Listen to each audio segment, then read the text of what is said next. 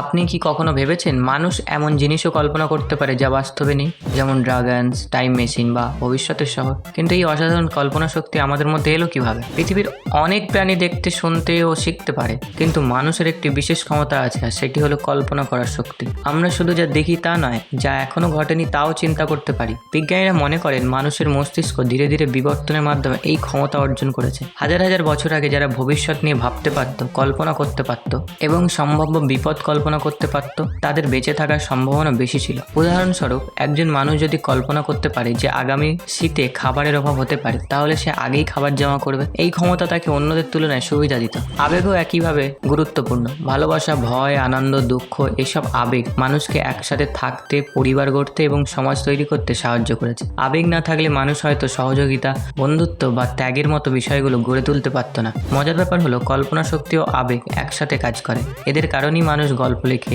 গান তৈরি করে, সিনেমা বানায় এবং নতুন নতুন আবিষ্কার করে। অর্থাৎ মানুষের কল্পনা ও আবেগ শুধু অনুভূতি নয়, এগুলি আমাদের সভ্যতার অন্যতম ভিত্তি। আপনার মতে মানুষের সবচেয়ে শক্তিশালী ক্ষমতা কোনটি, কল্পনা শক্তি নাকি আবেগ?